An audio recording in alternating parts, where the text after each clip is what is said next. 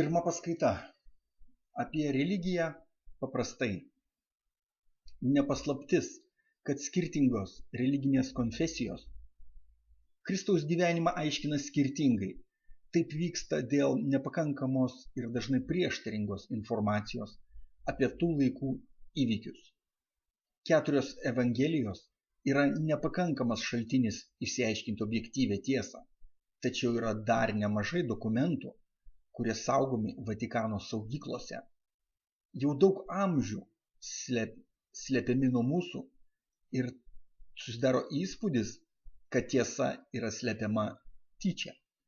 Tačiau šiandien į tyrėjų rankas yra papuolę naujų dokumentų ir unikalaus tyrėjų darbo dėka šiandien mes galim susidaryti pilnesnį vaizdą apie tikrąjį Kristaus mokymą. Ir Kristaus žodis mums šiandien suskamba naujai, gyvai ir dažnai visiškai kitaip, negu skelbia oficialioji bažnyčia. Pasiklausykite.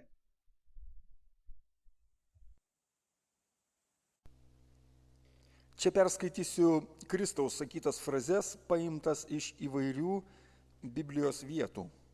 Mažiausiai tikintis iš jūsų yra tie, kurie daugiau už kitus meldžiasi ir mano, kad už tai jiems bus atlyginta daugiau nei kitiems, nes patysgi nesuvokia, kuo tiki, kaip Elgetos nieko daugiau nesugebantys, nusižeminę meldžia savo norų išsipildymo. Ko Dievą kaulijat? Ar manote suklydo jis? Pasiūsdamas jums tai, ką turite, ir pamokyt jį trokštate, kaip klaidą tą ištaisyti turėtų? Tai reiškia neprotingas jūsų Dievas. Kodėl jį Dievu tada vadinate? Kodėl juo tikite? Ir kodėl jam meldžiatės? Patys jūs nežinote, kam lenkėtės ir mažai jumise tikėjimo tikro. Sakaugi jums, kad būti silpnatikiu blogiau negu netikėti apskritai, nes Dievą neigdamas pas Dievą ateisi. Taip kaip sausuma, į kurią pusę beeitum, vis tiek prie vandenyno prieisi. Bet jeigu silpnas tavo tikėjimas, tai neini tu apskritai niekur, o tik vietoje linguoji. Ko klausytis ir kam lenktis į bažnyčią jūs einat? Ir kas patys gerbiamiausi žmonės ten? Knygininkai, fariziejai, šventikai?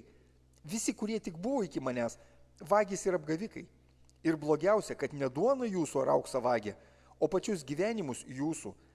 Kalbomis savo šlovina Dievą, bet širdise jų Dievo nėra. Šventyklos jų, kaip puošnūs karstai, iš išorės blizga, o viduje tik kaulų supuvusių ir brudo visokio pilni. Ir nekuria tie veidmainiai jokios Dievo šventovės, nes ir patys nėra jos dalimi ir norinčių patekti ten neįleidžia. Ir nori, kad juos žmonės mokytojais vadintų. O jūs nevadinkit jų mokytojais. Jie akli vedliai aklų, o jeigu aklas aklą veda, tai abudu abien įpuls. Ir amžiais jie slepia raktus nuo tikro žinojimo, pakeisdami tikrą tiesą, dalinę tiesą, apivilkdami melą tiesos rūbais. Tačiau dėl to tik pavojingesnė tokia tiesa nei atviras melas. Dievas visai netoli kiekvieno jūsų, bet neturėtumėt manyti, kad rasite jį raštuose ar žmogaus fantazijos kūriniuose, nes antraip kūriniui, o ne kūrėjui lenksitės. Aukščiausiasis ne rankų darbo šventyklose gyvena ir nereikalauja savo jokio tarnavimo, nes niekam nepritekliaus neturi. Dangus jo sostas ir žemė pakojis jo. Belskitės ir bus jums atidaryta ir duos jums dvasios šviesą, jei tik paprašysite. Tik netikrų vertybių, nežemiškų gėrybių prašykite, kaip nusidėjėliai prašo, o tik vieno, kad šviesa dangaus jūs dar gyvus pasiektų. Kad dar gyvi būdami dangaus karalystę išvystumėte, nes jei gyvi to nepamatysit, tai ir numirę nepamatysit. Ašgi atėjau duoti jums tikėjimą pačia Dievo karalystės esybę, kur viskas amžinai šviesoje ir džiaugsme egzistuoja. Kad tikėjimas tas uždegtų jumise neblėstantį troškimą rasti ir turėti Dievą savyje. Tikėti tai tarsi nesunokusios morkos saldumo paragauti, o savo akimis pamatyti ir sužinoti tai medaus pavasarinio atsigerti. Todėl ne tik patikėti, bet ant savęs išbandyti, pamatyti ir pažinti jūs kviečiu. O tuo, ką jau pažinai, tikėti jau nėra jokio reikalo. Jeigu tikėjimas tau bus tik kaip lazda šlubiui, mažai naudos iš to. Ašgi duodu jums lazdą, kad išnyktų ir tas šlubumas, ir jau savo kojomis nešlubuodami eitumėt ir nereiktų jau daugiau jums jokių ramščių. O tai reiškia, kad gyvas kiekvienas ateis į Dievo karalystę. Kad Dievas visada čia pat, tik nežinot jūs, kaip jį pasiekti.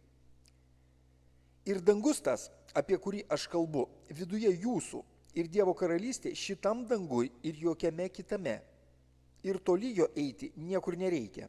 Ir neteisinga sakyti, va, jis čia ar štai jis ten, nes Dievo karalystė viduje jūsų. Ir nesuprantate patys, kokį lobį savyje turite. Ir aš pats neatsistebiu, kaip tokie turtai užslėpti tokiame skurde. Yra nemažai tarp jūsų, kurie dar mirties neparagavę jau išvys Dievo karalystę. Bet reikia jums pradžiai pažinti save. Kada jūs pažinsit save, tada jūs būsite priimti viešpats ir sužinosite, kad esat gyvo tėvo vaikai. Ir kad per jūs tik, kaip ir per kitus žemės sutvėrimus, jis pats save išreiškia. Bet žmogus yra pagrindinis ir svarbiausias jo kūrinys. Tai, kam slepia Dievą savyje, parodykit jį pasauliui. Ir garbinkit save ir savo kūrėją. Kai save pažinsite, tada tikrą save įgysite ir visos paslaptys iki tol paslėptos atsivers jums. Jeigu nepažinsite savęs, tada jūs skurde ir jūs elgetos. Jeigu nesupranti pradžios, tai neįmanoma ir pabaigos suvokti. Taigi negali pažinti aplinkos, jei nežinai, kas viduje tavo. Nes nėra tada to pažįstančiojo, kuriam duota pažinti tėvo paslaptis. Ir neatskirk dangaus nuo žemės, nes dangus tai žemės tęsinys. Taip pat ir neatskirk ir savęs nuo žemės, nes tu esi tęsinys jos, o ji tęsinys tavęs. Todėl ir sakau, juk tu visako pradžia ir viskam pabaiga. Ir kai pamatysi šitai, tada ir išvysi Dievo karalystę. Viskas, kas gyvas ir kas negyvo atrodo, nematomai sujungta vienas su kitu. Ir viskas, kas atskira, yra vieno dalys. Vargas tam, kas ribas ir sienas žemėje kuria ir žmonės nuo žmonių atskiria, nes danguje nėra jokių sienų ir žemėje jų būti neturi. Sakaugi jums, sienos tos tik karų ir kivirčų priežastis. Ar tai valstybių sienos, ar kalbos, ar tikėjimo skirtumai, viskas yra viena. Ir net žmogaus viduje nesutarimai ir pasmerkia žmogų tamsai. Nebijok pasiklysti, kai kelio savo ieškosi, tik patys stipriausi sugebės tai nugalėti, o tuos, kurie iš bandos išėjo, piemuo myli labiau už kitus, nes tik jiems duota rasti tą tikrąjį kelią. Nėra gyvulių kalties tame, kad jie aptvare gyvena, nes aptvarą tą jiems ūkininkas sutvėrė. Žmogusgi savai gėdai save sienomis užsitvėrė ir tame aptvare pats apsigyveno. To joks gyvas sutvėrimas žemėje nesugebėtų. Žmogus pats savo kalėjimą pasistatė ir pats tame kalėjime apsigyveno. Skaudu, kad ir vaikai žmogaus tame kalėjime gimsta. Jie auga ten ir nemato kito gyvenimo, apart gyvenimo tėvų savo. Ir vėliau praregėti negali, nes apako jų akis nuo rūsio prieblandos ir nemato jie nieko, kas gyventų kitaip. Todėl ir mano, kad jų gyvenimas tai vienintelis būdas egzistuoti. Nes jeigu akis niekada nematė šviesos, tai kaip sužinosi, kad tu tamsoje? Nekaupkite savo turtų žemėje, kur kandys ir rūdys sunaikina viską, kur vagys įsilaužia ir pavagia. Tik į amžinas vertybės savo dėmesį nukreipkite. Ir jeigu pakankamai stiprus būsite, tai paliks jūsų sielą žemiški troškimai, kurie iki šiol jumise kunkuliavo, o su jais ir klaidingi vertinimai išeis, ir netikros žinios. Gyvenimas žmogaus nepriklauso nuo prabangos jo susikurtos.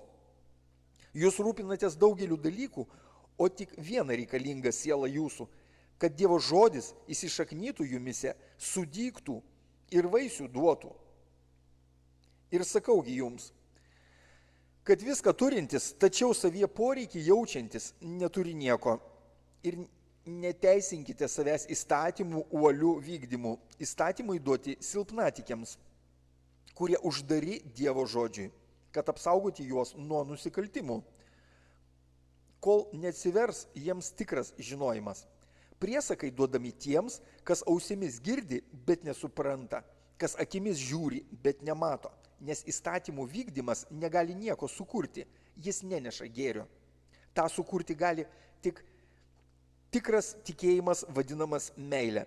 Jums vienintelį priesaką duodu meilę. Šito priesaku remiasi visi įstatymai. Visi kiti priesakai tai vaikai šito priesako, o šis priesakas visų priesakų motina. Taigi, jeigu motina tavyje, tai ir visi priesakai ir visi įstatymai tavyje. Ir vardais jų žinoti nėra reikalo. Jei jie tavyje gyvena, jie ir yra esmė tavo. Sakaugi jums, pamilkite dangaus tėvą visą savo širdimi, visą savo sielą ir visą savo sąmonę. Ir ne Dievo baimingų būk, o Dievą mylinčių, nes Dievas pamilo tave pirmas, tai pamilk ir tu jį.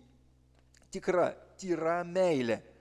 Meilė, kurioje nėra vietos baimiai, nes tobula meilė išvėja baimę, nes baimėje yra kančia. Bijantis nėra meilėje tobulas. Pamilk artimą savo kaip pat save, nes jeigu nemyli artimo, bet sakai, kad myli viešpatį, tai meluoji. Tebūnie tu ir didžiausių teisuolių pasaulyje ir gyvenk pagal Dievo įstatymus, kalbėk kaip angelas ir turėk savyje visą pažinimą ir visą tikėjimą. Bet jei prie viso to meilės neturi ir laikai pykti savyje, tegul kad ir kirminui niekingam, tai tu tik variokus saują žvanganti ir nėra tame naudos jokios tavo sielai. Visi geri darbai tai tik išorinė žmogaus šviesa, bet ne ji į dangaus karalystę kelią nušviečia. Yra kita šviesa viduje žmogaus ir ji visą pasaulį nušviečia. O jei nenušviečia, tai tamsa. Ir net jei tu išdalinsi viską, ką turi, ir kūną savo paaukosi sudeginimui, bet meilė neapšvies darbų tavo, nebus tau jokios naudos iš to. Jūs meilės vaikai iš meilės gimė, ar ne jums meilė ir virsti reikėtų? O meilė virst vadinasi lygių su Dievu tapt, reiškia Dievu tapt, nes Dievas ir yra meilė, o meilė tai yra Dievas. Ir nėra kito kelio į jo karalystę. Žmogui patekti ten neįmanoma, Dievuigi viskas įmanoma. Jūs, į kuriuos Dievo žodžiu kreipiuosi, jūs dievais ir vadinu, nes šventam rašte parašyta, kad jūs dievai ir esate, tik akys jūsų užmerktos. Ir neatsibudot jūs dar, kad išeiti iš lovės savo. Ir jei meilė jumise bus, tai ir Dievas jumise bus, ir jūs jame. Meilė tobula ir šventoji dvasia ateina kartu, nes jie abu tai viena. Jei meilė tavyje, tai ir šventoji dvasia tavyje. Jei šventoji dvasia tavyje, tai ir meilė tavo tobula. Būkitgi švarūs ir išmintingi. Šviesą, kurį jūs išgelbės, patys savyje raskit. Ir net jei šitie Evangelijos puslapiai prarasti bus, juos visada iš širdies vėl parašyti bus galima.